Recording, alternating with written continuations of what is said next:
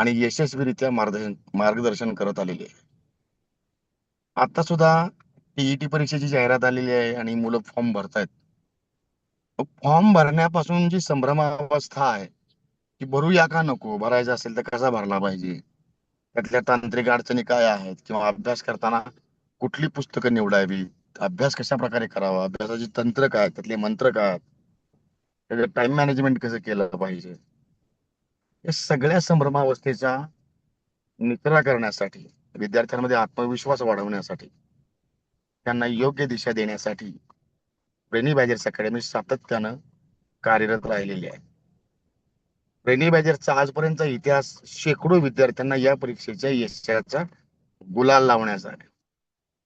Brainy बॅजरची जी team आहे, मग ती नुसती विद्यार्थ्यांना दररोज क्लास घेणारे टीचर्सच नव्हे, तर ब्रेनी बॅजरचे मार्गदर्शक आहेत, जे हितचिंतक आहेत, किंवा जे तज्ज्ञ सल्लागार आहेत, या सगळ्यांच्या मार्गदर्शनानं, या सगळ्यांच्या कष्टानं आणि अनुभवानं ब्रेनी बॅजर्सच्या अनेक विद्यार्थ्यांना दरवर्षी यशाचा गुलाल लागतो. आज आपल्या या विशेष सेमिनार मध्ये आमचे मित्र माननीय Shashikant Shinde sir, doctor Shashikant Shinde sir यांना आपण आमंत्रित केलेलं आहे. आणि की ज्यांनी आजपर्यंत अनेक शैक्षणिक स्पर्धा परीक्षांमध्ये यश संपादित केलेलं आहे आणि त्याच्या माध्यमातून एक स्वतःचा वेगळा मानदंड निर्माण केला आहे. त्यांच्या अनुभवाचा, ज्ञानाचा आणि एकूणच त्यांच्या व्यासंगाचा फायदा तुम्हा सगळ्यांना व्हावा, हा यामागचा हेतू आहे. आणि म्हणून सरांना आज इथं आमंत्रित केलेलं आहे. आणि या मोफत वेबिनार मध्ये टीईटी म्हणजे काय, इथपासून टीईटीचा अभ्यास कसा करावा, कुठली पुस्तकं निवडावी, अभ्यासाचे तंत्र मंत्र काय आहेत, अभ्यासाचे नियोजन कसं करावं, प्रश्न कशा प्रकारचे येणार आहेत, त्यांच्यावरच्या उत्तर शोधताना कशा प्रकारची मानसिकता असली पाहिजे, लॉजिक कसं डेव्हलप केलं पाहिजे, असे एक ना अनेक प्रश्नांची उत्तरं आज मिळणार आहेत. आणि आमचे मित्र आणि मार्गदर्शक माननीय डॉक्टर तय्यब शेख सर यांच्या हातून, यांच्या प्रयत्नातून आजपर्यंत जे शेकडो विद्यार्थ्यांना यशाचा लाभ घेता आलाय, त्यांना सरकारी नोकरी फुकटात मिळवता आली, अशा विद्यार्थ्यांची देखील शुभेच्छा आपल्यासोबत आहेत. त्यातले काही विद्यार्थी देखील आज आपल्यासोबत त्यांचे अनुभव शेअर करतील. आणि प्रमुख वक्ते म्हणून आज आपले प्रमुख मार्गदर्शक म्हणून सर देखील उपस्थित आहेत. तर सगळ्या विद्यार्थ्यांचं मी ब्रेनी बॅजर्सच्या वतीने मनपूर्वक स्वागत करतो आणि त्याला विश्वास देतो की आज तुम्ही हा जो काही 1-1.5 तास या वेबिनार मध्ये व्यक्त करणार, किंवा हा वेळ आज यशाकडे विश्वास आहेत, सरांचंही मी मनपूर्वक स्वागत करतो आणि त्यांना विनंती करतो की सर, कृपया आपण या विद्यार्थ्यांना मार्गदर्शन करण्याची सूत्र हातात घ्यावी. तय्यब सर, शिंदे सर जॉईन झालेत का? हो सर. येस येस मी जॉईन आहे. हो सर, झाले. आवाज येतोय मला? Yes yes. Yes sir, yes sir. Shinde sir please welcome. Okay. मनपूर्वक स्वागत सर. शिंदे सर यांचं थँक्यू ब्रेनी बॅजर थँक्यू. अकॅडमीमध्ये सहर्ष स्वागत आहे. इतकं अप्रतिम असं व्यक्तिमत्व असलेले, बुद्धिवंत असणारे आजचे आपले तज्ज्ञ मार्गदर्शक आदरणीय डॉक्टर शशिकांत शिंदे सर. सर्वप्रथम आपण सगळ्यांनी सरांना शुभेच्छा देऊयात, त्यांचं अभिनंदनही करूयात. सर नुकतेच पीएचडी धारक झालेले आहेत आणि सरांना सोलापूर विद्यापीठातून इंग्रजी विषयाचं डॉक्टरेट पदवी मिळालेली आहे. त्याबद्दल ब्रेनी बॅजर अकॅडमीच्या वतीनं आणि आपल्या सगळ्याच्या वतीनं त्यांना खूप खूप शुभेच्छा. सरांच्या कामगिरीमध्ये अजून एक मानाचा तुरा लागला. सर डॉक्टरेट झाले. सरांनी आतापर्यंत नेट सेट हे 12 वेळा केलेलं आहे. सरांना सीईटी टीईटी याचा प्रदीर्घ अनुभव असून स्वतः सर ते पास आहे. सरांना अशी कुठली परीक्षा नाही की त्यांनी पास केलं नाही किंवा त्याच्याबद्दल माहिती नाही. असे तज्ज्ञ मार्गदर्शक आज आपल्याला मार्गदर्शनासाठी लाभलेले आहेत. अशा मार्गदर्शकाचं सर्वप्रथम मी ब्रेनी बॅजर अकॅडमीच्या वतीनं सहर्ष स्वागत करतो आणि आदरणीय गुरुवर्य डॉक्टर शशिकांत शिंदे सर यांना मी विनंती करतो की त्यांनी विद्यार्थ्यांना मार्गदर्शन करावं. सर्वांना नमस्कार.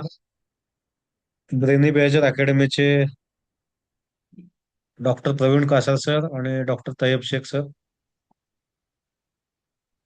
अतिशय सुंदर हा उपक्रम ते राबवत आहेत. डॉक्टर बाबासाहेब आंबेडकर जयंतीनिमित्त मोफत शिक्षक पात्रता परीक्षा मार्गदर्शन कार्यशाळा त्याने आयोजित केलेली आहे. आणि या कार्यशाळेसाठी उपस्थित शिक्षक पात्रता परीक्षा देणारे सर्व शिक्षक बांधव, तुम्हा सर्वांचं मी स्वागत करतो. आणि पुढील एक आपण अर्धा पाऊण तास जे डिस्कस करणार आहोत, कासार सर म्हणल्यासारखं की खूप सारं तुम्हाला या ठिकाणी शिकायला मिळणार आहे. एक पॉझिटिव्ह एनर्जी मिळणार आहे आणि आपण 100% परीक्षा पास हो असा एक तुमच्या मनामध्ये आत्मविश्वास त्यात तयार होणार आहे. तर निश्चितपणे तुम्ही त्यासाठी तयार राहा. थोडासा मला वाटतं सुरुवातीचा वेळ तुमचा आणखीन गेलेला आहे, त्यामुळं त्याबद्दल दिलगिरी व्यक्त करतो आणि मी माझ्या प्रेझेंटेशनला सुरुवात करतो. मला वाटतं स्क्रीन दिसत असेल सर्वांना, तुम्हाला दिसते का screen? Yes sir, yes sir. हो सर. ओके, दिसतंय, ठीक आहे. आवाजही क्लिअर आहे आणि सगळं छान दिसतं. ओके, जवळपास 30-31 लोक आहेत. आणि याच्यामध्ये किती ऍक्टिव्ह आहेत आणि किती पॅसिव्ह आहेत थोडंसं बघतो मी.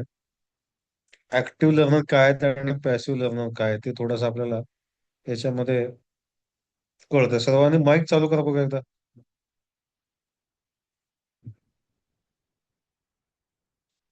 ऍक्टिव्ह लर्नर वाले माईक चालू करतील आणि पॅसिव्ह लर्नर वाले माईक बंद करतील. ऍक्टिव्ह लर्नर म्हणजे माईक चालू आहे, चालू करा माईक. तुम्ही म्हणाल खूप साऱ्या सेमिनार मध्ये माईक बंद करायला सांगतात आणि हे माईक चालू करायला सांगायला मला उलट व्हायलेलं आहे. बघा, 50% ऍक्टिव्ह लर्नर आहे त्याच्यामध्ये, 50%. बाकी खालचे लोक तर मस्त माईक बंद करून, व्हिडिओ बंद करून, असं काहीतरी गोपनीय आपण काहीतरी क्लिप बघतोय अशा प्रकारे सतत चालू आहे. तर असं नाहीये. तर तुम्ही थोडस बिंदास व्यक्त झालात तर तुमच्या मनातल्या भावना मला पण कळतील. चला, माईक चालू करा सर्वजण. चालू केलं? येस बंद करू सर. नका, चालू करा, चालू करून ठेवा. चला, मला तुमच्या पुढे मी 3 ऑप्शन देतो. त्याच्यात तुम्ही कुठला ऑप्शन चॉईस करताय मला बघायचं आहे. म्हणजे तुम्ही टीईटी परीक्षेला कसं बघताय ते मला कळेल. ओके, सांगायचं मला, तोंडी सांगायचं. पहिला मी प्रश्न सांगतो की तुम्हाला टीईटी परीक्षा का उत्तीर्ण व्हायची आहे. हा आपला साधा प्रश्न आहे. टीईटी परीक्षा का पास व्हायची आहे, याचे 3 ऑप्शन आहेत. मग 3 ऑप्शन मधलं तुमचा ऑप्शन कोणता आहे ते मला सांगायचं आहे. त्याच्याला पहिला ऑप्शन आहे की मला ज्ञान वाढवायचं आहे, माझं ज्ञान जे आहे, माझं जे नॉलेज आहे ते मला वाढवायचं आहे सर. हे तुमचं पहिलं ऑप्शन आहे, टू डेव्हलप नॉलेज. दुसरा ऑप्शन आहे की सर मला मला माहित नाही, मला फक्त ही परीक्षा पास करणं तेवढंच माहित आहे, टू क्वालिफाय द एक्झाम. मला ही परीक्षा पास करायची आहे. हे दुसरं ऑप्शन आहे तुमचं. तिसरा ऑप्शन तुमचा आहे दोन्ही पण. सर मला नॉलेज पण डेव्हलप करायचं आणि परीक्षा पण पास करायची आहे. असे 3 ऑप्शन दोन्ही पण. तुमच्याकडे आहेत. तर ऑप्शन सांगा 3. बघू, चला. त्यामुळे आपण ऑप्शन असं नंबर करायचं, 3. पहिला ऑप्शन कोणाला वाटतो? पहिला ऑप्शन वाले सांगा. माईक चालू करून सांगा. मेसेज मध्ये लिहू नका हो, माईक चालू करा तुम्ही. मेसेज मध्ये लिहायचं जमाना गेला हॅलो आता. सर. माईक ऑप्शन चालू नंबर करून सांगा. 3च आहे. पहिला ऑप्शन वाले सांगा. पहिला ऑप्शन वाले कोण आहे का? ओके, फरजाना नदाफ हे पहिला ऑप्शन वाले आहेत. नाही नाही, अजून पहिला कोण नाही, आहे पहिला ऑप्शन? तिसरा सर. दुसरा ऑप्शन आहे तुमचा? तिसरा तिसरा. तिसरा ऑप्शन आहे, ठीक आहे. पहिला ऑप्शन वाले कोण आहे? कोणीच नाही. बरं, ठीक आहे. मी दुसरा आहे ऑप्शन सर. वाले कोण आहेत? दुसरा सर मी ऑप्शन. स्नेहा हिरेमठ, दुसरा ऑप्शन. ओके, हिरेमठ दुसरा ऑप्शन. सर अजून कोण ऑप्शन आहे? 2. हॅलो ऑप्शन सर, टू कोण दुसरा आहे? अक्षय कारभारी. दुसरा कारभारी ऑप्शन दुसरा सर. ऑप्शन. संतोष भानुमती दुसरा ऑप्शन. संतोष सर दुसरा option. Best best best best. Anjali अजून? तिसरा ऑप्शन. ओके, अंजली मॅडम दुसरा ऑप्शन, ठीक आहे. तिसरा चला, सर, तिसरा. तिसरा म्हणताय तुम्ही, तिसरा, ठीक आहे. आता तिसरा ऑप्शन वाले हा सांगा. हा आता राहिलेले सर्व तिसरा ऑप्शन का? हा. हे भारी आहे बघा. आता हे चला, हे पोलला तुम्ही मत द्या तुमचं. चला चला, हे भारी काम झालं. हम्म. पोल सर्वांनी हे द्या बघा. ऍक्टिव्ह लिस्नर पाहिजे, कारण ऍक्टिव्ह लिस्नर असेल तर परीक्षा पास व्हाल, नाही तर होणार नाही. तुम्ही कुठल्याही एकाच ऑप्शनला क्लिक करायचं आहे. 10 जण, किमान 20 तरी रिस्पॉन्स यायला पाहिजे. किमान 20 रिस्पॉन्स यायला पाहिजे. 13 झाले, 13 रिस्पॉन्स आले. किमान 20 पाहिजे. 30 लोक आहे तुम्ही, किमान 20 रिस्पॉन्स पाहिजे. 15 रिस्पॉन्स झाले, वाढवा अजून. चला, 30 मधले किमान 20 तरी रिस्पॉन्स पाहिजे मला. 20 रिस्पॉन्स यायला पाहिजे. क्लिक करा, कुठल्या त्या ऑप्शनला क्लिक करा तुम्हाला जे वाटतं ते. फर्स्ट प्रायोरिटी म्हणायचं का दादा?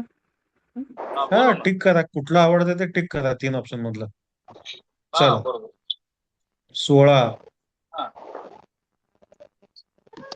सर मला ऑप्शन दिसत नाही सर. ठीक आहे, नाही दिसत नाही दिसत सोडून द्या विषय. 17. ठीक आहे, चला थांब. ज्यांना ऑप्शन करायचे करा आणि मी आता तुम्हाला सोल्युशन सांगतो. तर तुमचं आता बघा,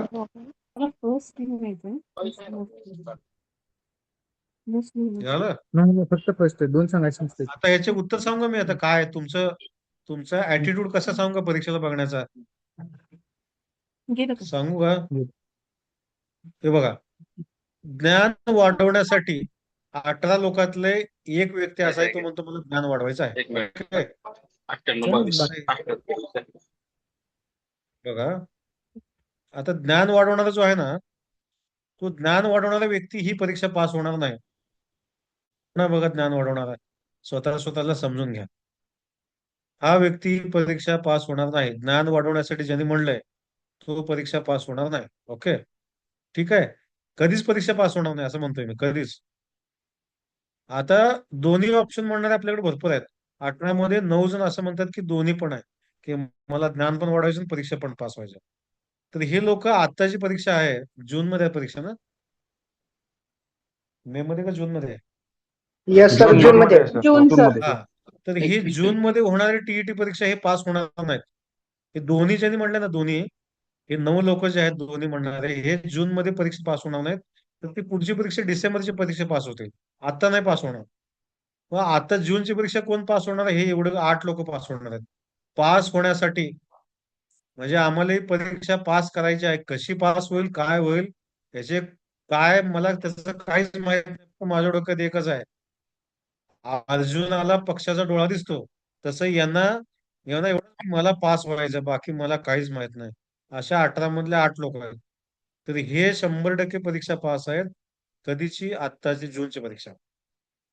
मग आता तुम्ही म्हणाल की सर, हे तुम्ही लॉजिक सांगताय आणि ह्याचा आणि आपल्या परीक्षेचा काय संबंध आहे? तर काय संबंध आहे बघा, आणि तुमचं मला काय चेंज करायचं यामध्ये, तुमचा ऍटिट्यूड चेंज करायचा आहे. काय ऍटिट्यूड चेंज करायचं बघा, की आपला ऍटिट्यूड परीक्षेला बघण्याचा हाच पाहिजे की मला ही परीक्षा पास करायची आहे. मग ती शॉर्टकट असो, लॉंगकट असो, क्लास लावून असो, कुणाचं गायडन्स घेऊन असो, काही असो. माझं टार्गेटच एक आहे की मला या विषयात पीएचडी करायची नाही. मला काय लय मोठं ज्ञान वाढवायचं नाही. मला सिंपल एवढं माहिती आहे की 100 पैकी मला 90 मार्क यायचे आहेत. ते 90 कसे मिळतील, किंवा 150 पैकी 83 मार्क यायचे आहेत. तर ते कसे मिळतील असं मला अभ्यास करायचा आहे, आणि हे मला परीक्षा पास व्हायची आहे. हाच तुमचा अंतिम टार्गेट पाहिजे परीक्षा होईपर्यंत. झालं क्लिअर सर्वांना? Yes sir.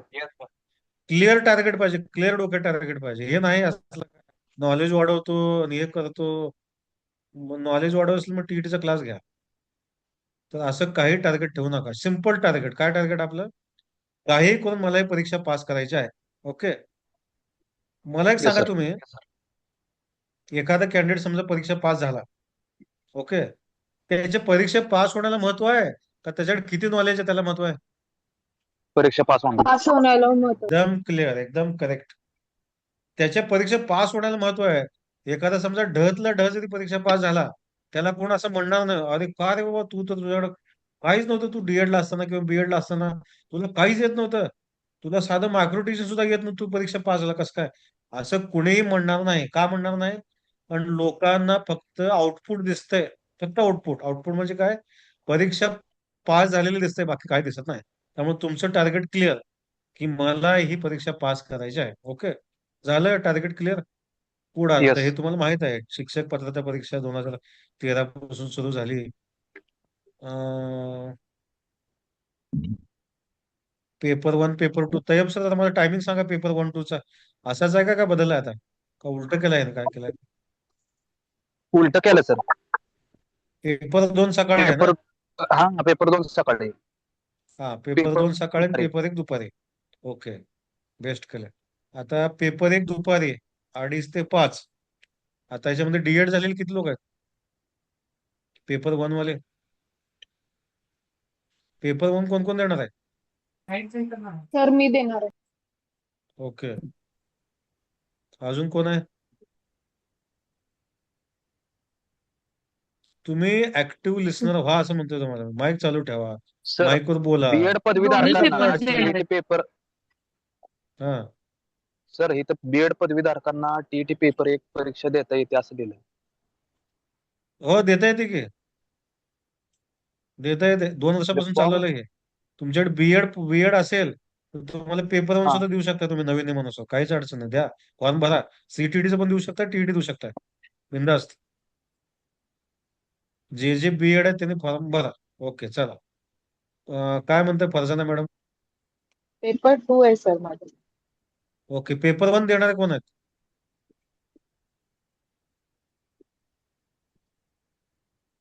एक कोणतं होतं ना पेपर वन देणार आहे? आता मॅडम होते आता. हो सर मी देणार मॅडम आहे. हो कोण सर आहेत ते? मीच आहे. मॅडम कारभारी मॅडम का? नाही सर हिरेमठ. हिरेमठ, चला. हिरेमठ मॅडम एक आहेत, आता बाकी सर्व लाजायला माईक चालू करून बोलायला. बघा, आता सिंपल विषय आहे. टायमिंग काय याचं? दुपारी 2:30 ते 5 टायमिंग आहे, बरोबर आहे. आता हिरेमठ हो मॅडमने एक सर. अशी सवय आहे की ते दुपारी मस्त जेवण करतात आणि मस्त जेवण करून त्यांना असं वाटतं की छान झोप घ्यावी दुपारी आणि संध्याकाळी चांगला अभ्यास करावा. मग त्यांना दुपारी असं मस्त 3 ते 4, 4:30 पर्यंत असे झोपण्याची सवय आहे. तर ह्या परीक्षा पास होतील का? नाही सर. का बरं होणार नाहीत? होतील पण सवय बदलायला लागेल. ओके, कसली सवय बदलायची? झोपायचं. हा, त्याचा काय परिणाम होतो बघा, केश कुलकर्णी. की दुपारी आपल्याला निवांत मस्त जेवण करून झोपायची सवय असेल आणि तुमचा पेपर 2:30 ते 5 आणि दररोज मला त्या टायमिंगला झोपण्याची सवय असेल, तर त्याचा दुष्परिणाम असा आहे की तुमचे जे काही ब्रेनचे ऍक्टिव्हिटी आहेत, तुमचे जे मेंदूचे काम आहेत, तुमचं माइंड सेटअप आहे, ते तुमचं डल आहे त्यावेळेस. डल म्हणजे ते ऍक्टिव्ह मोडमध्ये नाही. तुमचं माइंड सतर्क नाही, तुमच्या माइंडला ती सवय नाही त्या वेळेमध्ये ऍक्टिव्हपणे काम करण्याची. मग अशा वेळी तुमचं माइंड ऍक्टिव्हली काम करणार नाही आणि ऍक्टिव्हली काम न केल्यामुळं तुम्हाला जे अभ्यास केले ते पण आठवणार नाही आणि ऍक्टिव्हली माइंड न काम केल्यामुळे सुचणार सुद्धा नाही. तुमचं तार्किक माइंड चालणार नाही आणि काहीच होणार नाही. त्यामुळं नियम काय सांगतो की ज्या वेळेत आपलं पेपर आहे त्या वेळेत आपण सतर्क पाहिजे, ऍक्टिव्ह पाहिजे, तर त्याचा आपल्याला फायदा होतो. हे पेपर दुपारच्या टायमिंगला का सांगितलं मी? कारण सकाळी शक्यतो 9 ते 12:30, 10 ते 12:30 शक्यतो कोणाचे प्रॉब्लेम नसतात. ओके, त्यामुळे मी तुम्हाला ते टायमिंग सांगितलं. दुपारच्या टायमिंग मध्ये अशी सवय लावून घ्यायची नाही परीक्षा होईपर्यंत. एकदा परीक्षा झाली की मग टेन्शन फ्री झालं तो. चला, पेपर ओके एक सर, वाले थँक्यू. 2 जण आहेत. हेमंत मॅडम तेवढं सांगितलं, पण बाकी दुसरे जे आहेत ते थोडेसे बोलायला अजून व्यक्त व्हायला तयार नाहीत, पण होतील अजून थोड्या वेळानंतर व्यक्त व्हायला तयार होतील. आणि दोन्ही देणारे एकटे आहेत. पेपर 2 वाले 10 जण आहेत, म्हणजे पेपर 2 वाले जास्त आहेत. ठीक आहे, म्हणजे क्लिअर आपल्याला कळालं कोण काय आहे. जायचं पुढे आपण. हे येस झालं सर. पेपर 2. पेपर 1 बीएड वाल्यांना येस देता सर. येतो, प्लस डीएड आणि ग्रॅज्युएशन असेल तरी सुद्धा तुम्हाला पेपर 2 देता येतो, त्याची पण काय अडचण नाही. म्हणजे हे दोन्ही विषय तुम्हाला माहित आहेत. ओके, आता हे जरा लिहिलेलं आपण रायटिंग काढून टाकू.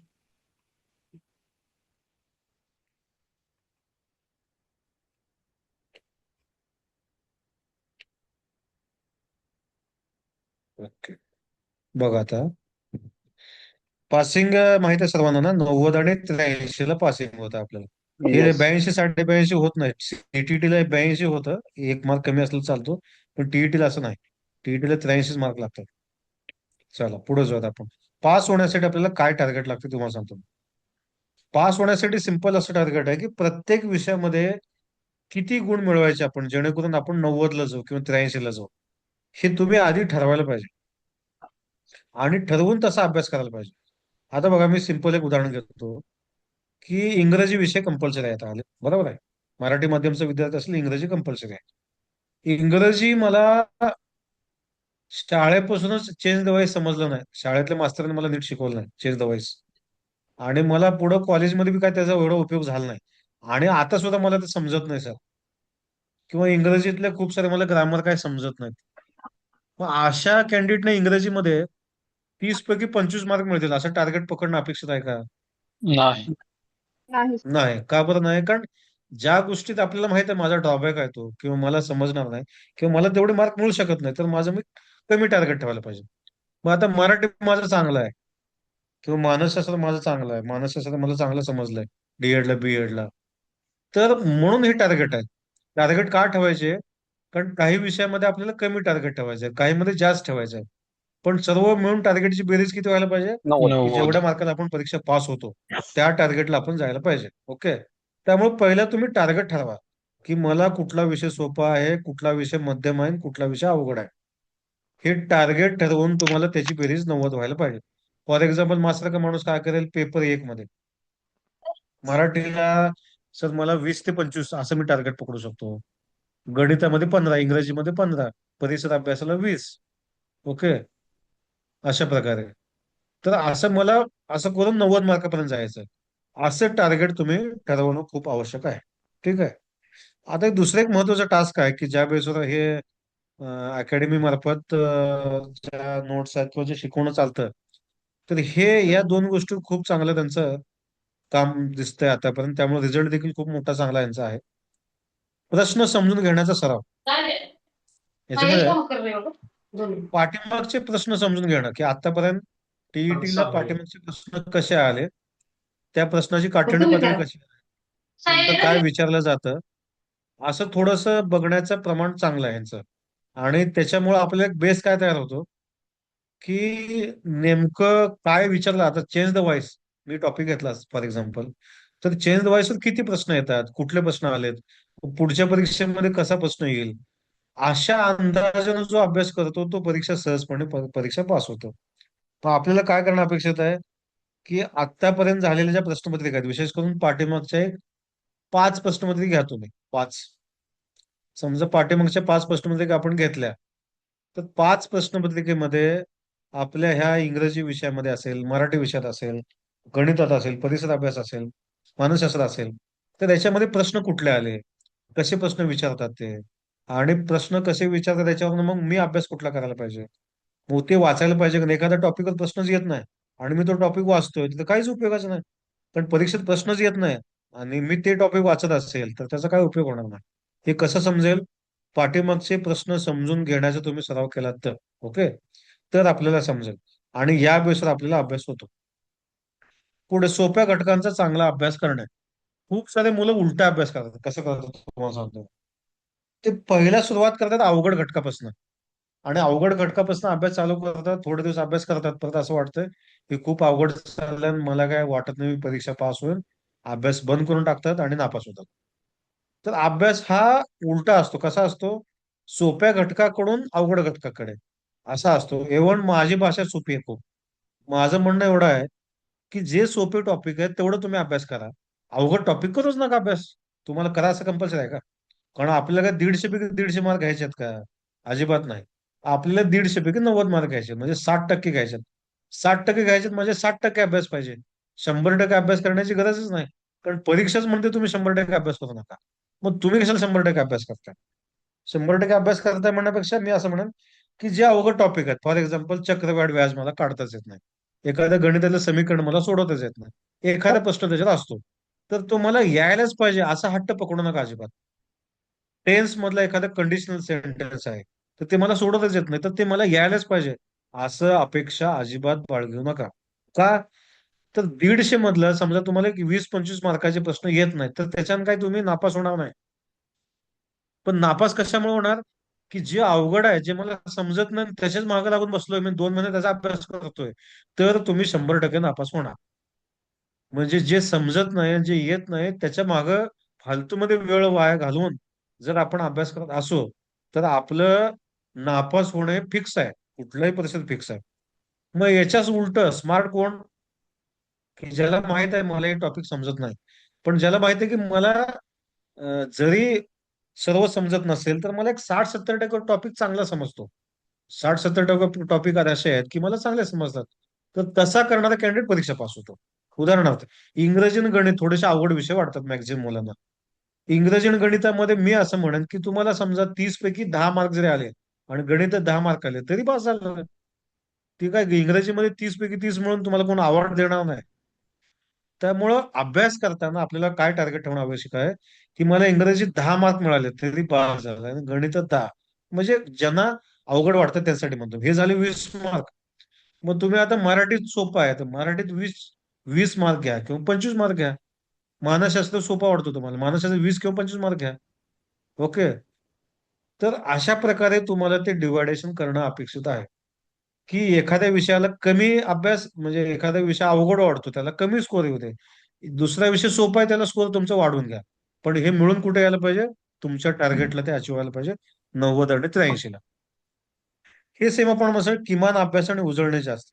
भरपूर सारे मुलं काय करतात माहिती आहे का? एखादा मोठा ठोकळा घेतला, एखादं पुस्तक घेतला, ते वाचतात. फॉर एक्झाम्पल आपण आता म्हणू की अध्ययन उत्पत्ती आहे, थॉर्नडाईकची थेअरी आहे, पेवलॉवची थेअरी आहे, स्किनरची थेअरी आहे. ओके. एखादं पुस्तक घेतलं आणि ते वाचलं की परत पुस्तक वाचायला जातच नाही माणूस तो. म्हणजे एकदा वाचलं मग झालं. असं जो करेल तो परीक्षा पास होत नाही. मग स्पर्धा परीक्षेचा नियम काय किंवा अशा परीक्षेचा नियम काय, की तुम्ही उजळणे म्हणजे रिव्हिजन किती वेळा करताय त्याला खूप भयानक महत्व आहे. मी तुम्हाला सांगतो एमपीएससी अभ्यास करणार असतात ना, एमपीएससी वाले 50-50 वेळा रिव्हिजन करतात. 50 वेळा रिव्हिजन म्हणतो तुम्हाला मी. हे जे PSI ST असिस्टंट राज्यसेवा परीक्षा पास होणार असतात, हे मिनिमम 50 वेळा रिव्हिजन करणारे कॅन्डिडेट असतात. मग तुम्ही म्हणाल सर रिव्हिजनचं काय महत्व आहे अशा परीक्षेमध्ये? तर रिव्हिजनचं महत्व काय? परीक्षा कशाची आहे? परीक्षा ऑब्जेक्टिव्ह परीक्षा आहे. मग ऑब्जेक्टिव्ह परीक्षेमध्ये आपण काय करतो? दोन गोष्टी करतो. पहिली गोष्ट आपण काय करतो? फॉर एक्झाम्पल, भारताची टिमटिम ही राजधानी आहे. खाली 4 ऑप्शन: मुंबई, दिल्ली, चेन्नई, कोलकाता. तर तुम्ही इथं आठवण्याची क्रिया करता की बाबा कोणती राजधानी आहे? मुंबई आहे का, दिल्ली आहे, कोलकाता आहे का, चेन्नई आहे? पहिली गोष्ट करताय आठवण्याची क्रिया करताय, टू रिकॉल. दुसरी गोष्ट तुम्ही करताय टू रिकग्नाइज, ओळखणे. 4 मधलं कोणतं आहे ही ओळखण्याची क्रिया करताय. म्हणजे दोन तुम्ही क्रिया करताय: टू रिकॉल आठवणे, टू रिकग्नाइज म्हणजे ओळखणे. आता ह्या दोन्ही क्रिया तुमच्या MCQ परीक्षेमध्ये ऑब्जेक्टिव्ह परीक्षेमध्ये काम करतात तुमच्या माइंडच्या किंवा मेंदूच्या. तर हे कधी चांगलं काम करतं? जो व्यक्ती मॅक्झिमम रिव्हिजन करतो, उजळणी जास्त करतो, त्या व्यक्तीचं रिकॉल चांगलं होतं आणि रिकग्नाइज चांगलं होतं. आणि असं झाल्यामुळे त्याला अचूक उत्तर निघतं. अशा व्यक्तीला जम्बलिंग होत नाही. जम्बलिंग का बरं होत नाही? कारण त्याला अचूकपणे ओळखता येतं आणि अचूकपणे आठवता येतं. कळतं ह्याच्यातला फरक तुम्हाला थोडासा? का येस सर. महत्वाचं आहे? मॅक्झिमम रिव्हिजन जो करेल त्याला लक्षात राहील. लक्षात राहिल्यामुळे त्याला लगेच आठवेल, त्याला जमलिंग होणार नाही. की नेमकं प्यावला आहे का थॉर्न आहे का स्किनर आहे, काय त्याला जमलिंग होणार नाही. व्यक्तिमत्वाचे काही उपत्ती आहेत किंवा वाढ विकासाच्या काही थेअरी आहेत, नेमकं कोणी सांगितलंय? वायगोडसेनं सांगितलंय का जीन पियाजेनं सांगितलं, कोणी सांगितलंय? त्यांच्या त्यांच्या काहीतरी पायऱ्या आहेत, विकासाच्या अवस्था आहेत. तर हे मॅक्झिमम तुम्ही ज्यावेळेस रिव्हिजन कराल तुमच्या डोक्यात बसेल सर्व ते. डोक्यात बसणं म्हणजे काय? डोक्यात बसणं म्हणजे पाठ करणं नाही. डोक्यात बसणं म्हणजे वारंवार आपण वाचन करणं, वारंवार रिव्हिजन करणं. आणि रिव्हिजनचा फायदा होतो. मी तुम्हाला उदाहरण सांगितलं होतं. राज्यसेवेमध्ये जो पोरगा डेप्युटी कलेक्टर होतो तो 50 वेळा रिव्हिजन केलेला मुलगा असतो. फॉर एक्झाम्पल आपण इंडियन पॉलिटी पुस्तक असलं 800 पानाचं, तर ते 50 वेळा पोरगा रिव्हिजन केलेलं असतं.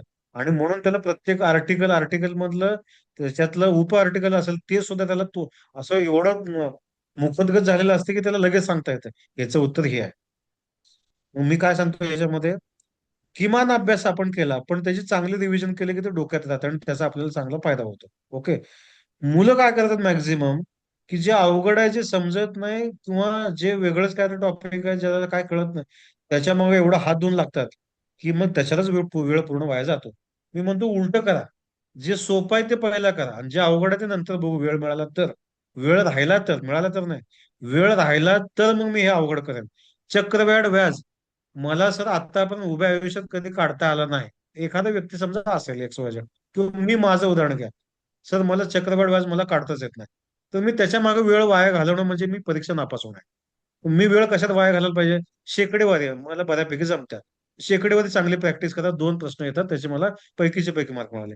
नफा तोटा एक प्रश्न येतो, नफा तोटा पण मला जमतो, मग त्याचा 1 मार्क मला मिळाला. तर असं माझं कॅल्क्युलेशन पाहिजे की मग असं करून मला 10-12 किंवा 15 प्रश्न असे मला करून सोडवता आले, जिंकलो मी. पण 30 प्रश्नातले ज्या ज्या टॉपिकवर एक एक दोन दोन प्रश्न येतील, असे सोपे सोपे टॉपिक मी पहिला केलो की मला कॉन्फिडन्स आला की 30 मधले 15 प्रश्न येतील, असे एवढ्या सोप्या घटकाचा मी अभ्यास केलेला आहे. कॉन्फिडन्स तयार झाला. तर असा कॉन्फिडन्स तयार होणं आवश्यक आहे. मग मुलं काय करतात? असा कॉन्फिडन्स घ्यायला खड्ड्यात काहीतरी पुस्तक घे, काहीतरी वाच, तिसरंच वाचत बस. तर ही सर्रास पद्धत खूप जास्त आहे आणि म्हणून मग TETचा निकाल निकाल आपला खूप कमी आहे. ओके. सराव पेपर सोडवण्याचं महत्व काय बघा, की आपण जितकं प्रॅक्टिस पेपर सोडवू, आता हे या अकॅडमी मार्फत सुद्धा मला वाटतं किमान 10 तरी पेपर सोडून घेतात हे, किमान म्हणतोय मी. मॅक्झिमम तुमच्याकडे अजून सोडून घेतील. तर जो सराव पेपर सोडवेल त्याच्या चुका कळतात. काय चुका असतात? सिली मिस्टेक असतात. खूप सारे आता तुमच्यात सुद्धा असे कोण असतील मिळतील आपल्याला, की सर गेल्या वेळेस परीक्षा दिली मला 80 मार्क मिळाले. 3 मार्कांनी मी नापास झालो. 81 मिळाले, 2 मार्कांना नापास झालो. 76 मिळाले, 78 मार्क मिळाले किंवा 88 मिळाले, 87 मिळाले. तर हे परीक्षा पास होऊ शकले असते, पण ते सिली मिस्टेक केल्यामुळे नापास झाले. सिली मिस्टेक म्हणजे काय? उत्तर माहित असते, पण तरी सुद्धा जमली उदाहरण आपण चुकीच्या ऑप्शनला उत्तरला टिक मार्क करून येतो. तर हे सिली मिस्टेक कधी कमी होतात? या सिली मिस्टेक अचानक कमी होत नाहीत. त्याला प्रॅक्टिस पेपर सोडवणं अपेक्षित आहे. प्रॅक्टिस पेपर सोडवणं, त्याच्यामध्ये सिली मिस्टेक होऊ देणं, झालेल्या सिली मिस्टेक भविष्यात होऊ नये याची काळजी घेणं आणि ते सिली मिस्टेक हळूहळू कमी कमी करत करत करत शेवटच्या परीक्षेच्या वेळेस तुमच्या ऍक्च्युअल परीक्षेमध्ये सिली मिस्टेक अजिबात होणार नाही. झालं तर एखादी होईल. एवढ्या लेवलला ते सिली मिस्टेक कमी व्हायला पाहिजे.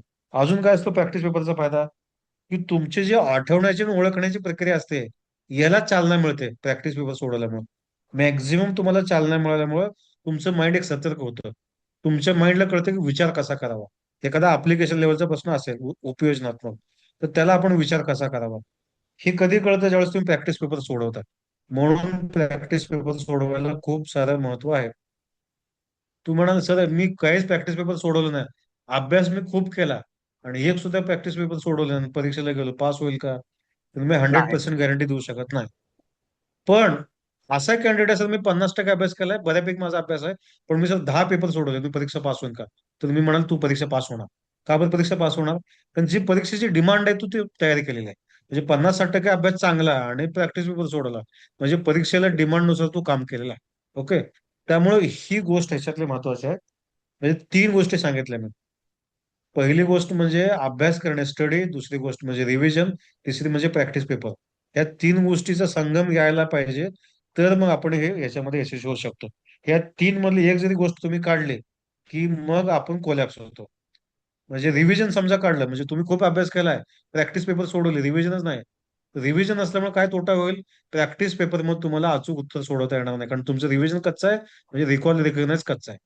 उलट अभ्यास केला, रिव्हिजन केला, प्रॅक्टिस पेपर सोडवलं नाही, तुम्हाला स्पीड येणार नाही, तुमच्या माइंडला गती येणार नाही, तुमच्या माइंडला ती प्रक्रिया करायला, विचार करायला तुम्हाला लॉजिक लागणार नाही, त्यामुळे नापास.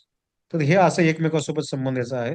त्यामुळे हे 3 गोष्टी तुम्हाला समजणं खूप आवश्यक आहे. हे तुम्हाला माहित आहे, हे काय मी रिपीट करत नाही, हे अशा प्रकारे विषय आहेत.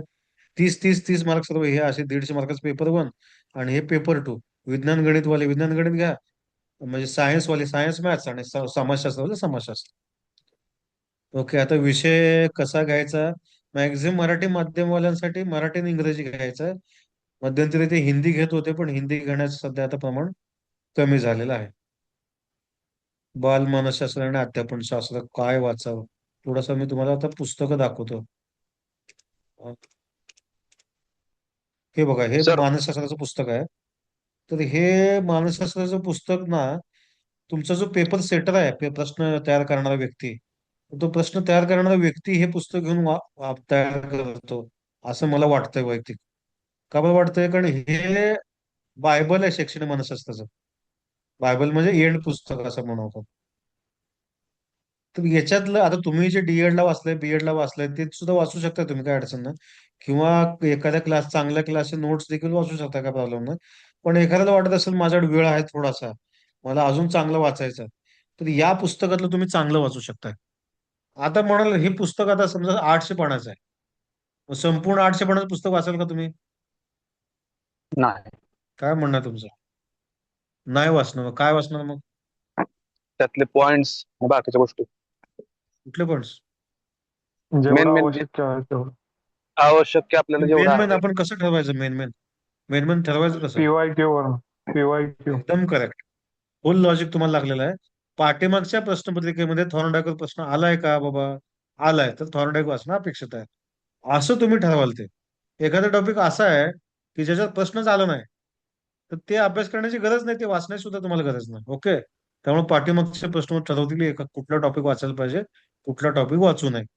या बेसनं तुम्हाला 800 मधले खूप झाले 150 ते 150 खूप झाले 200 पानं तुम्हाला वाचायचे आहेत. त्याच्यापेक्षा पुढं काय जास्त वाचण्याची गरज नाही. हे ज्याला समजतं तो परीक्षा पास होतो. म्हणजे सिंपल असं आहे स्पर्धा परीक्षेमध्ये, टीईटी स्पर्धा परीक्षा असं पकडलं आपण. ज्या विद्यार्थ्याला काय वाचायला पाहिजे आणि काय वाचू नये, एखादं पुस्तक हातात घेतल्यावर कळतंय, तो परीक्षा लवकर पास होतो. आणि ज्याला काय वाचू नये कळत नाही आणि उगाच काय ते वाचत राहतो, तो परीक्षा लवकर पास होत नाही. मग हे कोण सांगतं काय वाचावं आणि काय वाचू नये? पाठिंबाच्या प्रश्नमध्ये का सांगतील? किंवा तुम्हाला क्लास घेणारे अकॅडमीवाले सांगतील की बाबा हे टॉपिक महत्वाचं आहे, ह्याच्यात प्रश्न आलेत आणि हे वाचायला पाहिजे, ते समजून घ्यायला पाहिजे. भरपूर साऱ्या मुलांचं काय वाचू नये ह्याच्यामध्येच वेळ जातो, कळतच नाही काय. उगाच पुस्तक घेऊन वाचायचं कामकाज चालू असतं. त्यामुळं अशी गोष्ट करता कामा नये. ओके. मानसशास्त्र झालं. आता पेपर मग एक मधलं गणित. गणितामध्ये पंढरीनाथ राणेचं बेसिक पुस्तक आहे, जे शालेय पाठ्यपुस्तकावर आधारित पुस्तक आहे. त्यामुळे याचा देखील तुम्ही रेफरन्स घेऊ शकता आणि याच्यातले काय जे कन्सेप्ट आहे तुम्ही क्लिअर करू शकता. ओके. परिसर अभ्यास मॅक्झिमम शालेय पाठ्यपुस्तकांना कव्हर होतो, इयत्ता 12वी पर्यंतची पुस्तकं. 1ली ते 12वी परिसर अभ्यासामध्ये इतिहास, नागरिकशास्त्र, भूगोल, सामान्य विज्ञान, पर्यावरण एवढ्या 5 विषय समावेश होतो. या 5 विषयातले कोणतेही प्रश्न ते विचारतात.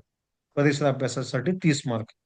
हा बऱ्यापैकी सोपा आहे. शालेय पाठ्यपुस्तक आपण त्याच्यानुसार केले किंवा असं काय एखादा तात्याचा ठोकळा मिळतो आपल्याकडे एमपीसीचा, PSI ST असिस्टंट, एक येस सर, येस तात्याचा सर, येस ठोकळा. सर, तर त्याच्यातलं येस तुम्ही सर. जर केला असं ठोकळ्यामधलं तरी सुद्धा ते चालेल. ओके. शालेय पाठ्यपुस्तकातलं ते आहे तर तसं करू शकता तुम्ही. ठीक आहे. असं थोडंच करू शकता. समाजशास्त्रवाले प्युअर तात्याचा ठोकळा वापरा, हे लिहिलं बा स्पष्ट मी. पेपर 2 जे आर्ट्सवाले लोक आहेत, सामाजिक शास्त्र 60 मार्काचं आहे. तुमचं 60 मार्काच्या ह्याच्यातनं होऊन जाईल सामाजिक शास्त्र. किंवा रेडीमेड नोट्स कोणाकडे असतील तर मग तशा प्रकारे करू शकताय. विज्ञान गणितवाले पंडित राणे पुस्तक आणि विज्ञानासाठी डॉक्टर सचिन बस्केचं पुस्तक आहे, ज्ञानदीप अकॅडमीचं. तर डॉक्टर सचिन बस्केचे ज्ञानदीप अकॅडमीचं पुस्तक आणि पंडित राणे, कारण संपूर्ण अंकगणित हे शालेय पुस्तक आहे. तर असे पुस्तक तुम्ही वाचू शकताय. जर राहिलं कुठलं इंग्रजी, इंग्रजी आणि मराठीसाठी सिंपल आपण म्हणू बाळासाहेब शिंदे मराठी व्याकरण, बाळासाहेब शिंदे इंग्रजी व्याकरण. आणि ते दोन जरी पुस्तक आपण इंग्रजी व्याकरण मराठी व्याकरणचे घेतले तरी सुद्धा आपलं बऱ्यापैकी त्याच्यामध्ये कव्हर होतं. ठीक आहे. त्यामुळे मराठी आणि इंग्रजी व्याकरण तुम्ही ते करू शकता किंवा काही क्लास तुम्ही आता जॉईन केला तर क्लासमध्ये नोट्स वापरू शकता जसं तुम्हाला पॉसिबल आहे तसं. पण वाचायचं कसं की जे आवश्यक आहे ते वाचायला पाहिजे, जे आवश्यक नाही त्याच्यात अजिबात वेळ वाया घालवायची नाही. तर हे तुमच्या आता मी ऑलरेडी ऍटिट्यूड बघितलंय, ज्ञान का परीक्षा पास तुम्ही ऑलरेडी सांगितलंय, सिंपल टार्गेट परीक्षा पास करायची आहे. ओके. आता ही परीक्षा तुमची ऑफलाईनच आहे बरोबर, टीईटी. सीटीईटी ऑनलाईन असेल, ही टीईटी ऑफलाईनच असणार आहे. पेन कोणती वापरावी पासून सर्व मी लिहिलंय बघायच्यात, की जी पेन तुम्हाला सहजपणे ते गोल करता येईल. मला वाटतं रेनॉल्डचे लिक्विड फ्लो काहीतरी पेन आहे 10 रुपयाची. Yes sir, yes sir. रेनॉल्डची liquid flow black. Black pen ती वापरू शकताय, जेणेकरून तुम्हाला लवकरात लवकर गोल करता येईल. ते ऑलरेडी 7-8 क्वेश्चन पेपर सोडवून तुम्ही प्रॅक्टिस करा. पेपर सोडवण्याचा क्रम कसा असावा, पहिला मराठी, मग बालमानसशास्त्र, मग परिसर अभ्यास, मग गणित, शेवटी इंग्रजी. असं हे कसं आहे, सोप्याकडून अवघडाकडे. आता हे गणित किंवा इंग्रजी यापैकी कुठलं शेवटी ठेवायचं तुम्ही ठरवा. कोणी गणित शेवटी ठेवेल, कोणी इंग्रजी शेवटी ठेवेल. सोप्याकडून अवघडाकडे जायचं. आपल्या परीक्षेमध्ये काय असतं, परीक्षेमध्ये काही काही ठिकाणी पहिलंच इंग्रजी असतं. स्टार्टच इंग्रजीपासून होतं कधी कधी. ओके. स्टार्टच इंग्रजीपासून आहे आणि इंग्रजी तुमचं कधी आतापर्यंत जमलं नाही आणि इंग्रजी तुम्ही केवढा अभ्यास केलाय, 10 मार्क मिळेल एवढा अभ्यास केलेला आहे तुम्ही, तर सुरुवातीला इंग्रजी सोडाल का तुम्ही? नाही सोडवायचं. नाही. का सोडवायचं नाही इंग्रजी? जरी सिक्वेन्स मग तुमचं इंग्रजी सुरुवातीला आलं तरी सुद्धा सोडवायचं नाही.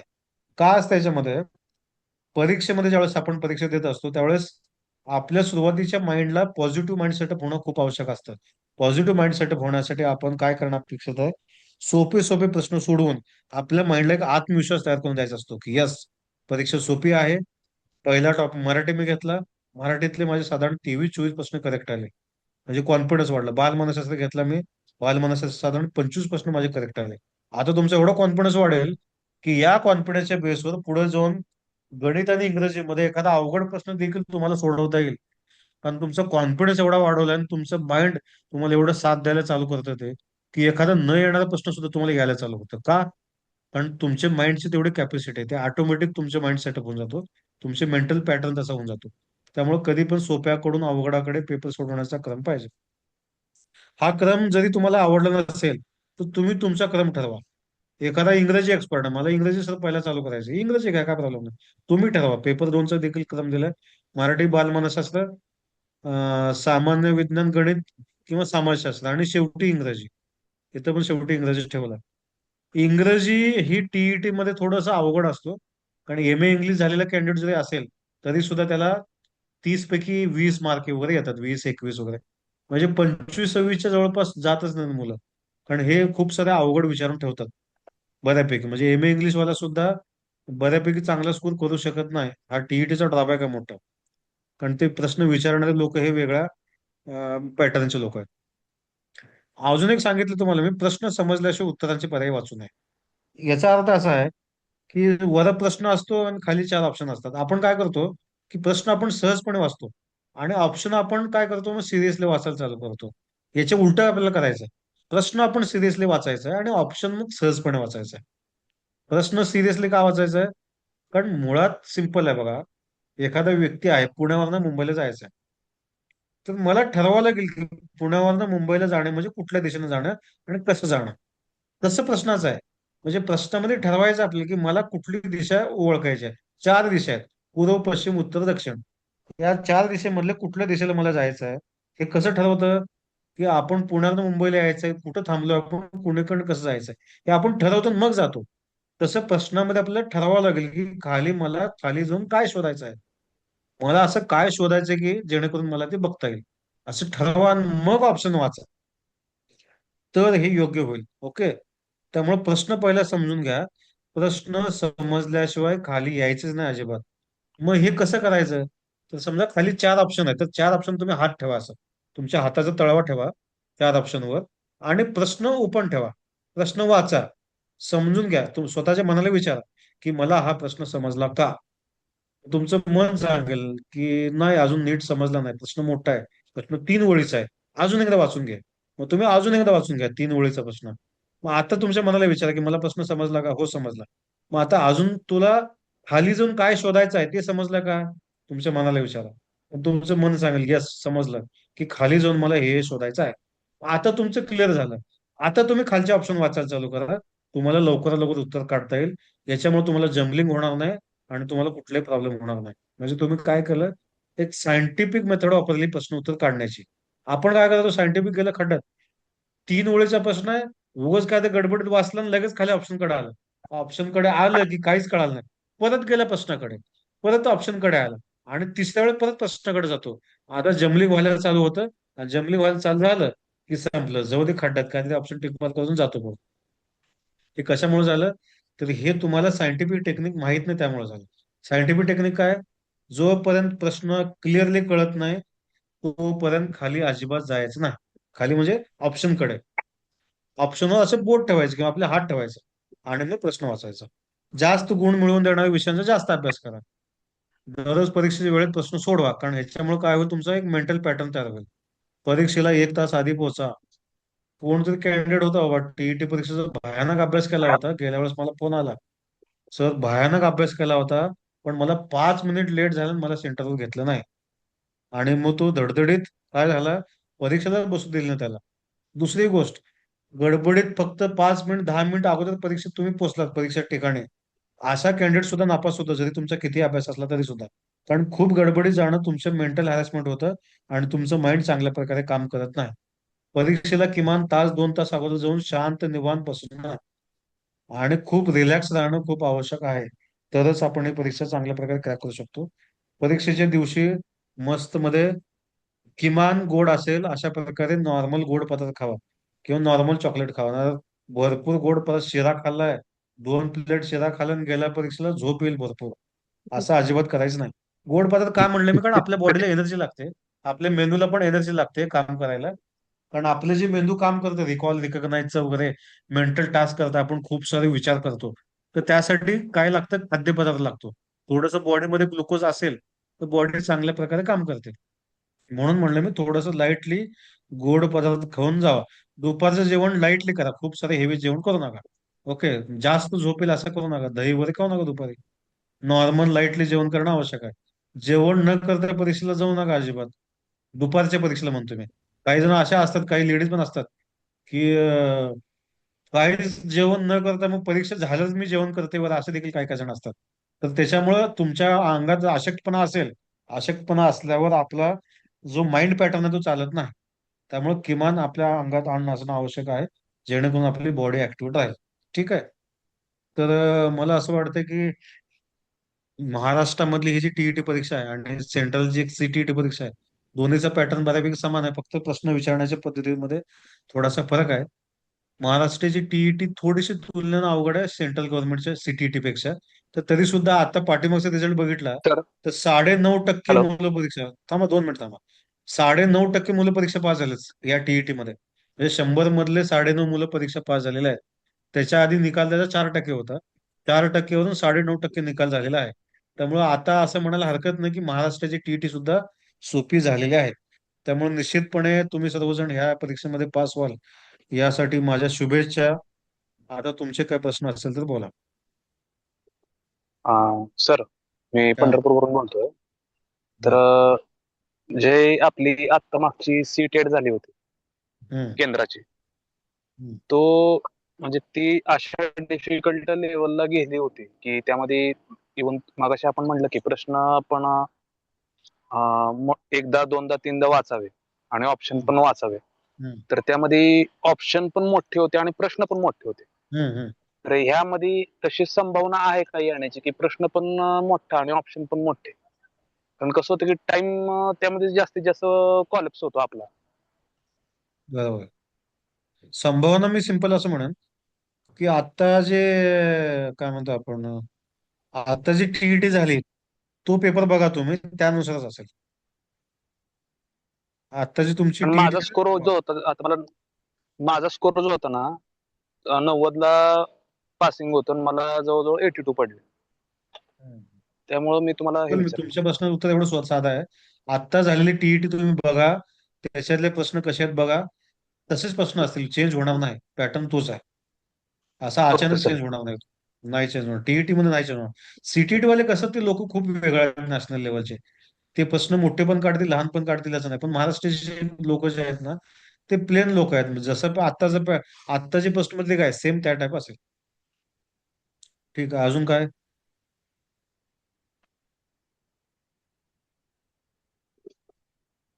कुणाचे काही प्रश्न असतील तर विचारा. आणि आता जे बोलत आहे ते भाग्येश कुलकर्णी आहेत, पंढरपूरहून बोलत आहे. त्यांचा जो प्रश्न आहे तो पण चांगलाच आहे. आणि सद्यस्थितीला सरांनी आपल्या सगळ्यांची उत्तरं दिली. मी भाग्येश कुलकर्णी यांना विनंती करतो की आजचा जो आपला क्लास झाला त्याबद्दल तुम्ही मत व्यक्त करावं. सरांनी जे दिलेलं आहे लेक्चर आहे त्याबद्दल तुम्ही मत व्यक्त करावं. धन्यवाद सर, जी तुम्ही मला संधी दिली. सरांनी खूप चांगलं मार्गदर्शन केलं आणि मी कायम म्हणतो की तय्यब सरांमुळं आम्हाला, मी असल, आमचे अनिकेत मारकड सर असतील, बाकीचे इव्हन अदर आमचे असणारे क्लासमेट्स असेल, आम्हाला कायम चांगलं मार्गदर्शन मिळालंय. आणि आज सरांचं जे लेक्चर ऐकलं त्यामुळं तर अजून कॉन्फिडन्स चांगला वाढलेला आहे. आम्ही अनेक एक्झाम दिल्या, थोड्या एक दोन 3-4 मार्कांना अशा हे झाल्या. पण आता ह्या वेळेस नक्की म्हणजे नक्की सरांनी मगाशी सांगितलं की ऑप्शन आपल्याला 2च ठेवायचं आहे, की मला फक्त परीक्षा पास व्हायची, नॉलेज नको ना काही नको, मला फक्त परीक्षा पास व्हायची, एवढंच फक्त डोक्यात ठेवलं, बाकी विषय काही नाही. धन्यवाद सर. ओके, धन्यवाद सर. सगळ्यांनी आपलं मोबाईल नंबर, नाव आणि आपण कुठून आहात हे चॅटबॉक्सला टाकायचं आहे, जेणेकरून आम्हाला कळेल की तुम्ही कुठून आहात. त्यानंतर फरजना नदाब, इन्होंने हाथ ऊपर किया है, बोलिए क्या बात है फरजना नदाब? हाँ सर, मैं उर्दू मीडियम से हूँ सर मैं। हाँ।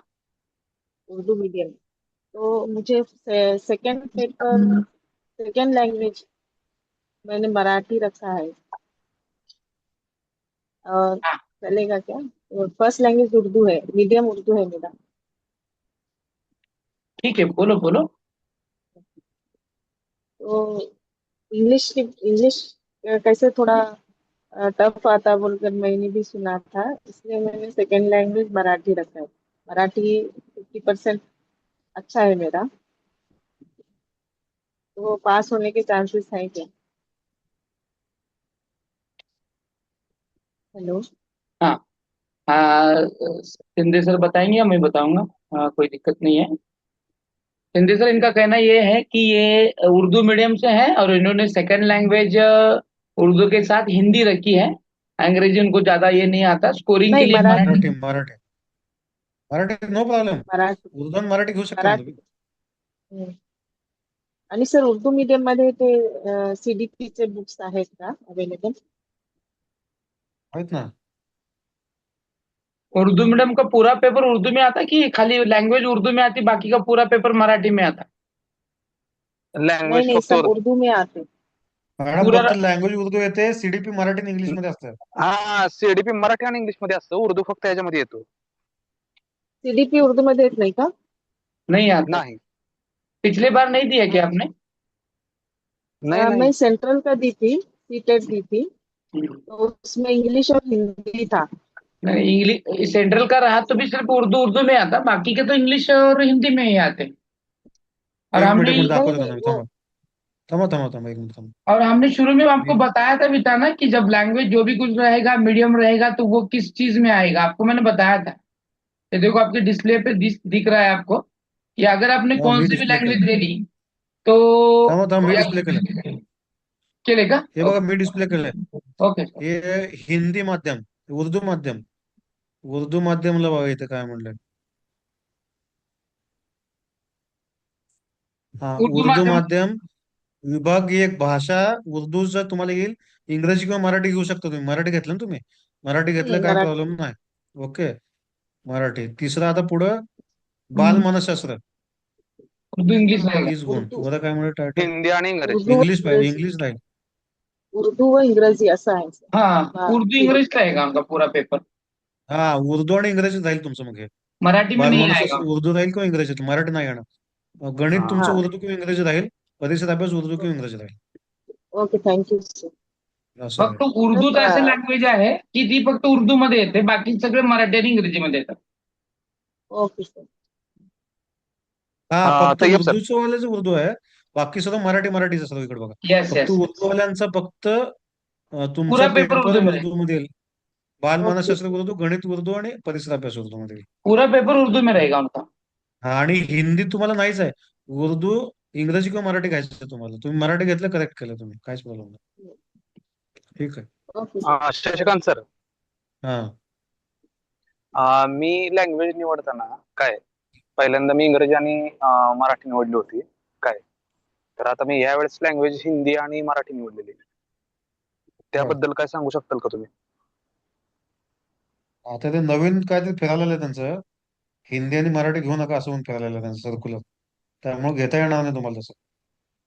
नाही घेतलेले, मी ऑलरेडी फॉर्म भरलेला आहे. गेल्या वेळेस आता भरला असेल तुम्ही, पण आत्ताच्याला नाही. हा. आत्ताच्याला बंदी घातली तशी घ्यायला. नाही सर, मी 1-2 दिवसाखालीच भरलेला आहे फॉर्म. फॉर्म भरणं ऑप्शन वेगळं, कसं दाखवते? फॉर्म भरणं वेगळं, पण नियमानुसार मराठी माध्यम तुमचं आहे ना शिक्षण.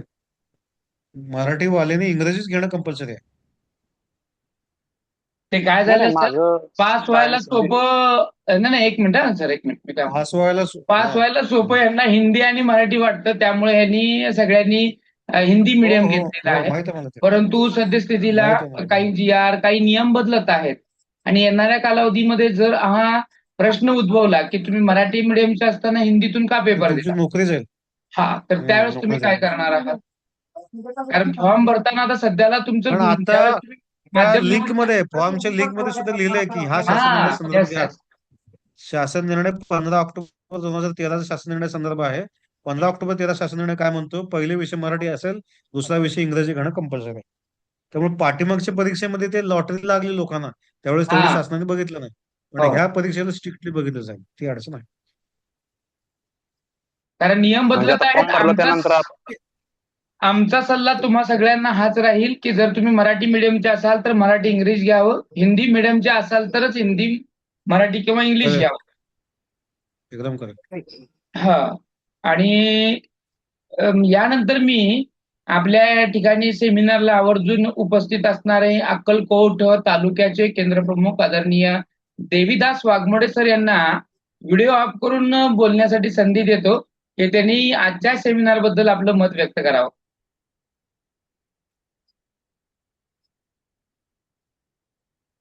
हा सर नमस्ते, वाघोटे बोलतोय.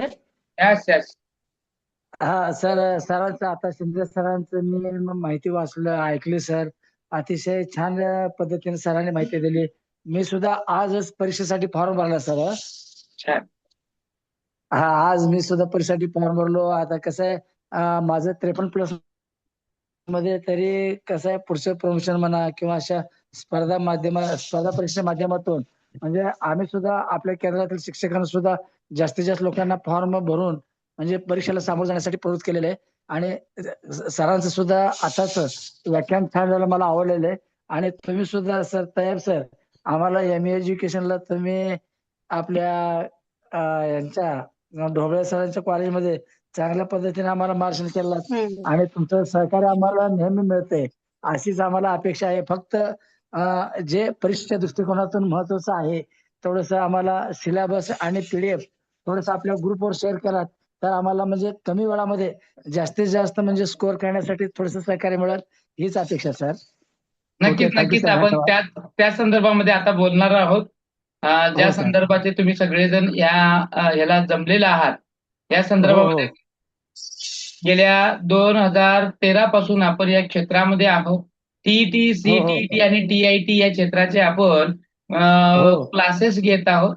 आणि हे हो क्लासेस घेत असताना आपण सर्व विद्यार्थ्यांना मोटिवेट करत आहोत आणि प्रत्येक विद्यार्थ्याला इथून पुढे घेऊन जाण्यासाठी, म्हणजे ज्या विद्यार्थ्यांना पहिल्याच प्रयत्नामध्ये उत्तीर्ण व्हायचं आहे अशा सर्व विद्यार्थ्यांसाठी आपण मार्गदर्शनाचं काम करत आहोत. आणि हे मार्गदर्शनाचं काम करत असताना आतापर्यंत आपल्याकडे तिन्ही म्हणजे TET असू दे, CTET असू दे किंवा TIT असू दे, गेल्या 16 वर्षामध्ये आम्ही 3000+ विद्यार्थी क्वालिफाय केलेले आहेत. तुमच्या डिस्प्लेला हे सर्व विद्यार्थी दिसत आहेत. आपलं क्लास आणि आपले नाव हे अख्ख्या सोलापूर जिल्ह्यातच नव्हे तर महाराष्ट्रभर गाजत आहे. सगळ्यांना माहित आहे की आपण कशा प्रकारचे क्लास घेतो, विद्यार्थ्यांना नेमकं काय देतो आणि कमी कालावधीमध्ये त्यांना कसं उत्तीर्ण करतो, हे प्रत्येक विद्यार्थ्याला माहित आहे. आणि त्याचनुसार आपला हा प्रसिद्धीला गेलेला जो काही क्लास आहे हे तुमच्याच प्रगतीमुळे आहे. आणि जर तुम्हाला याही परीक्षेमध्ये जर पहिल्याच प्रयत्नामध्ये जर पास व्हायचं असेल तर तुम्ही नक्कीच आमच्या या ब्रेनी बेजर अकॅडमीला तुम्ही जॉईन व्हा आणि आपल्या यशाला 4 चांद जिसको बोलते हैं लगाना है तो उसको आप लगा सकते हैं. आणि नक्कीच जॉईन होऊन तुम्ही आमच्या या क्लासमध्ये येऊन तुम्हाला काय भेटणार आहे तर तुम्हाला आमच्याकडून तुम्हाला तज्ञ आणि अनुभवी मार्गदर्शक मिळणार आहे. त्याचबरोबर आमच्याकडे जो टॉपिक आज शिकवला जाईल तो त्या टॉपिकवरती तुम्हाला प्रॅक्टिस टेस्ट भेटतील आणि तुम्हाला दर आठवड्याला टेस्ट सिरीज घेतल्या जातील, ज्याच्यामध्ये तुम्हाला 150 मार्काचा पूर्ण पेपर असेल. आपल्याला इंग्रजी असू दे किंवा मराठीचं व्याकरण असू दे, हा कमी कालावधीमध्ये सुद्धा त्याचा सराव कसा करायचा, कमी कालावधीमध्ये व्याकरण सुद्धा कसं शिकायचं, याबद्दलही तुम्हाला या ठिकाणी मार्गदर्शन केला जाणार आहे. मानसशास्त्राच्या विषयासारखा जो तुम्हाला अवघड वाटणारा विषय आहे तो सुद्धा वेगळ्या आणि सोप्या पद्धतीनं आपण त्याचा बेसिक पाया मजबूत करणार आहोत आणि कमी कालावधीमध्ये आपण पास कसं व्हायचं हे पाहणार आहोत. ज्या पद्धतीनं आता शिंदे सरांनी या ठिकाणी तुम्हाला मार्गदर्शन केलं, असेच महान आणखीन सरच आणि त्याचबरोबर आणखीन महत्वाचे मार्गदर्शक सुद्धा तुम्हाला दर आठवड्याला गेस्ट लेक्चर म्हणून येतील आणि मार्गदर्शन करतील. तुम्हाला नेमकी वेगळी अभ्यासाची मार्गदर्शनाची गरज काय आहे, तुमच्या गरजेला पाहून तुम्हाला अभ्यासासाठी वेगळं मार्गदर्शन आमच्याकडून मिळेल. कमी वेळेमध्ये एखादा प्रश्न कसा सोडवायचा, 4 ऑप्शन जर समान वाटत असतील तरी सुद्धा ते कसं सोडवायचं यावर आम्ही तुम्हाला मार्गदर्शन करणार आहोत. येणाऱ्या 2 महिन्यामध्ये, कारण आपला 21 जून 2026 रोजी पेपर आहे, तर या कालावधीपर्यंत आपला नेमका अभ्यासाचं नियोजन कसं असलं पाहिजे, आपलं प्लॅनिंग काय असलं पाहिजे आणि आपलं जे ध्येय ठरलेलं आहे त्या ध्येयापर्यंत आपण नेमके कसे जाऊ, कसे पोहोचू, यासाठी तुम्हाला आम्ही मार्गदर्शन करणार आहोत. आणि हे मार्गदर्शन करण्यासाठी आम्ही खूप माफक दरामध्ये या सगळ्या गोष्टी करत आहोत. आणि सद्यस्थिती बाहेरचे क्लासेस आणि आपल्या क्लासेस पाहिलं तर आपल्या क्लासेसमध्ये आपण लाईव्ह येतो आहे, तुम्हाला शिकवत आहोत, डेब्यूट होणार आहे आणि झूमद्वारे आपण तुमच्याशी काय करणार आहोत, संवाद साधणार आहोत. बाहेरच्या क्लासेसमध्ये आणि आपल्या क्लासेसमध्ये फरक हाच आहे, त्यांच्याकडे 17 रुपये 18 रुपयाला क्लास विकला जातो कोर्स. त्याच्या पाठीमागे उद्देश काय असतो, सगळं रेकॉर्डेबल असतं. तुम्ही त्यांना प्रश्न उत्तर विचारू शकत नाही आणि प्लस प्लस पास झालं नापास झालं तर बद्दल तुम्ही तक्रारही करू शकत नाही. आणि बहुतांश विद्यार्थ्यांना तो कोर्स घेतल्यानंतर ना पश्चाताप सुद्धा होतो की आपण उगाचच घेतलं बाबा.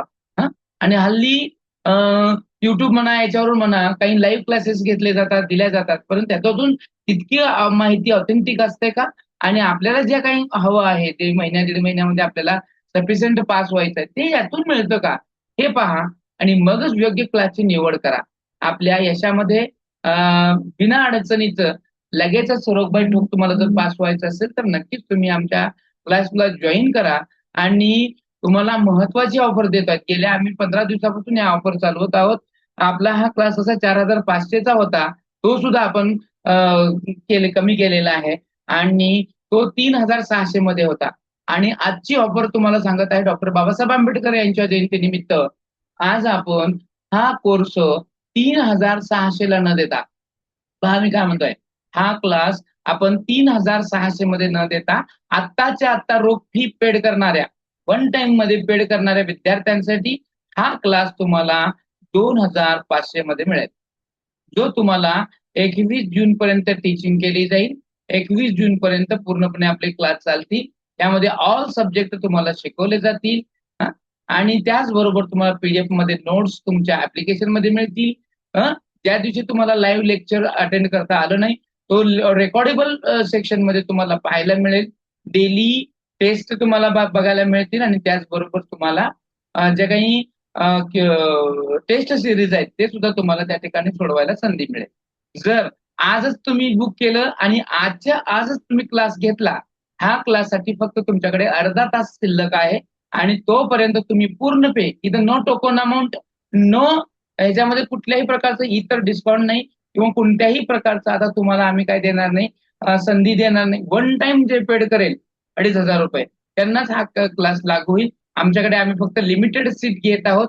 या लिमिटेड सीटमध्ये तुम्ही जर बसलात तरच तुम्हाला हा क्लास मिळेल, अन्यथा मिळणार नाही. ज्या विद्यार्थ्यांना हा कोर्स घ्यायचा आहे, हा क्लास जॉईन करायचा आहे, अशा विद्यार्थ्यांनी तुम्ही ह्या वर दिलेल्या नंबरला स्क्रीन या QR कोडला त्वरित पेड करायचं आहे आणि आपला सीट बुक करायचा आहे.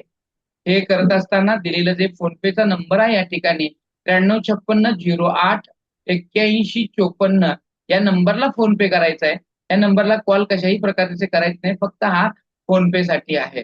आणि हा फोन पे केल्यानंतर तुम्हाला काय करायचं आहे, या दिलेल्या शुभम सरांच्या नंबरवरती तुम्हाला स्क्रीनशॉट शेअर करायचा आहे. स्क्रीनशॉट शेअर करायचा आहे आणि तुम्हाला फोन पे करण्यासाठी दिलेला हा जो काही QR कोड आहे हा स्कॅन करा किंवा दिलेला हा मोबाईल नंबर आहे याच्यावरती तुम्ही फोन पे करू शकता. आज आणि आत्ताच तासभराच्या आतमध्ये जर तुम्ही हा कोर्स जॉईन केला तर तुम्हाला 2500 मध्ये हा कोर्स मिळेल. अन्यथा हा नंतर केल्यानंतर तुम्हाला 3600 मध्ये मिळेल. या कोर्ससाठी कसल्याही पद्धतीचं किंवा प्रकारचं तुम्हाला EMI मिळणार नाही, म्हणजे 2 टप्प्यात भरतो 3 टप्प्यात भरतो, अजिबात चालणार नाही. तुम्हाला एकाच टप्प्यामध्ये 2500 रुपये भरावे लागतील आणि तुम्हाला हा कोर्स जॉईन करावा लागेल. आपण याच्यामध्ये मराठी घेत आहोत, इंग्रजी घेत आहोत, बालमानसशास्त्र आहे, सामाजिक शास्त्र आहे, परिसर अभ्यास आणि गणित या विषयांचं आपण टीचिंग करत आहोत. तुम्ही पेपर 1 लावा किंवा कोणताही पेपर 1 लावा किंवा दोन्ही पेपर लावा, फी सेमच राहील, 2500 रुपये. आणि हा क्लास लगेचच तुरंत चालू करण्यात येईल यानंतर वेळ न घालवता, वेळ न दडवता. तर ज्या विद्यार्थ्यांना हा कोर्स पूर्ण करायचा आहे त्यांनी दिलेल्या नंबरवर कॉन्टॅक्ट करून तुम्हाला हा स्क्रीनशॉट शेअर करायचा आहे. याच्यामध्ये आपण हिंदी लँग्वेज घेणार नाही.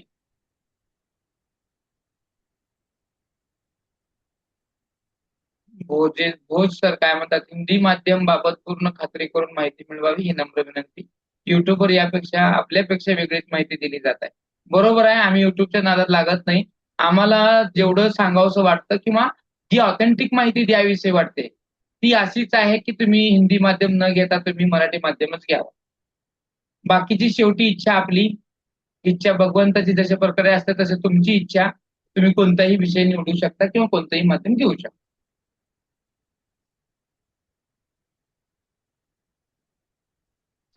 तर यानंतर कुणाला काही शंका असेल, कुणाला काही विचार असेल तर विचारू शकता.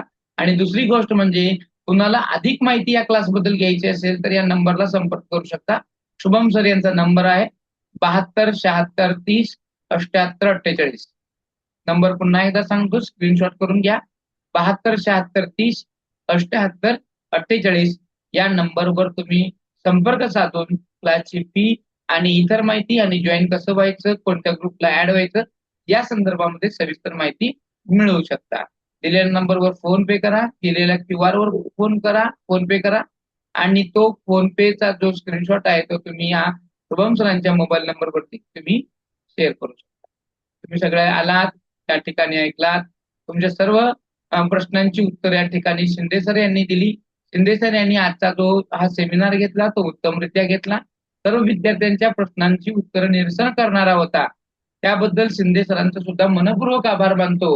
आणि तुम्ही सगळे आलात, तुम्ही वेळ काढलात त्याबद्दल तुमचेही आभार व्यक्त करून आम्ही या ठिकाणी आजचा क्लास थांबवत आहोत. तत्पूर्वी या ठिकाणी धीरज जेटे सर हजर झालेले आहेत, जे मागच्या टीईटी परीक्षेमध्ये आपल्याच क्लासमधून उत्तीर्ण झाले. मी त्यांना बोलण्यासाठी संधी देतो की सरांनी आपलं मत आमच्या क्लासबद्दल व्यक्त करावं. धीरज जेटे सर. धीरज जेटे सर, आवाज येतो का माझा तुमच्यापर्यंत?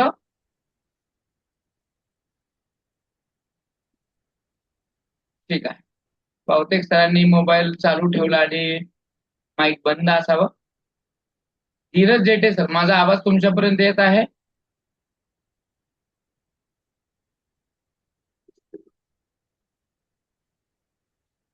ठीक आहे. तर कामात असतील किंवा त्यांनी फोन अनम्यूट करायचा राहिला. ठीक आहे. तर या ठिकाणी आपण थांबूयात. कुणाला काही शंका असेल तर विचारू शकता.